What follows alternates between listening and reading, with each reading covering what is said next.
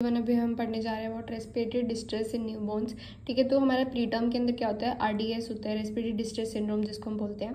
तो इसके अंदर सर्फेक्टेंट कम होता है क्योंकि उसके अंदर बन ही नहीं पाता ना, जल्दी निकाल दिया तुमने। तो लेसिथिन जो होता है <2 होता है, इनका अगर हम रेशियो करें तो दोनों ही सर्फेक्टेंट बनाते हैं, बट मेनली हमारा लेसिथिन होता है। तो हमें चेस्ट एक्सरे पे वाइट आउट अपीयरेंस मिलेगी। अब ट्रीटमेंट में हमें स्टीरॉइड्स देना होता है, हमें पहले ही देना होता है उसके पैदा होने से।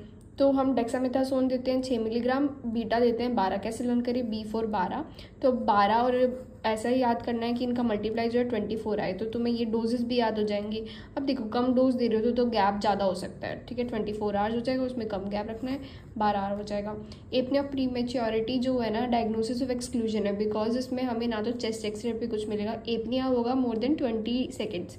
तो इमेच्योर हमारे नीमोटेक्टिक सेंटर्स होते हैं, रेस्पिरेटरी सेंटर्स डेवलप ही नहीं हुए क्योंकि प्रीमेच्योर है वो, तो हमें कुछ नहीं, उसमें कैफीन दे देना चाहिए। उसमें क्या है, एडिनोसिन को इनहिबिट करेगा तो वो ठीक हो जाएगा। फिर उसके बाद आएगा टर्म बेबी।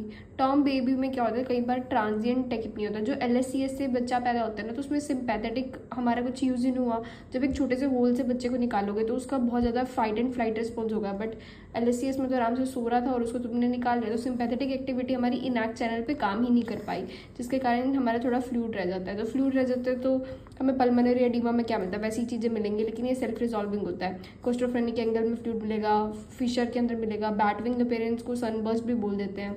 ठीक है, फिर उसके बाद आता है हमारा पोस्टर्म। पोस्टर्म के अंदर मेकोनियम एस्पिरेशन होगी, जिसके कारण न्यूमोनाइटिस कर सकता है, जिसको हम केमिकल न्यूमोनाइटिस करेंगे। ठीक है, मोर देन 42 वीक्स के बाद वो थोड़ा सा उसको ब्लॉक कर सकता है, तो हाइपर इन्फ्लेटेड लंग्स हो जाएंगी। पूरा ही ब्लॉक कर दिया, टेलेक्टेसिस हो जाएगा। तो हमें 10% ये केसेस को वेंटिलेशन पर डालना पड़ता है, अदरवाइज सपोर्टिव केयर के साथ यू कैन ट्रीट इट। उसके बाद आता है हमारी एक कंडीशन जिसको हम बोलते हैं प्रोटीन एल्वियोलर प्रोटीनोसिस। ठीक है, तो इसके अंदर क्या होता है, RDS जैसा टर्म बेबी में मिलेगा, क्योंकि इसमें ना क्वालिटेटिव डेफिशिएंसी होती है ऑफ सर्फेक्टेंट। तो टर्म बेबी विद RDS भी याद रख सकते हो, फैमिली हिस्ट्री होगी एंड पास पॉजिटिव। अगर तुमने बायोप्सी करी ना तो वो पास पॉजिटिव होगा एंड हाइलीन मटेरियल होगा। हाइलीन डिपोजिशन मतलब समझ रहे हो, गैस एक्सचेंज वगैरह कुछ भी नहीं हो पा रहा है, तो हमें उसका लंग ट्रांसप्लांट ही करना पड़ेगा इवेंचुअली, अगर हम उसको जिंदा रखना है, क्योंकि सर्फेक्टेंट ही नहीं है। सर्फेक्टेंट क्या करता है, हमारे सरफेस टेंशन वगैरह को कम करता है, कंप्लायंस को बढ़ाता है ताकि वो जिंदा रह सके।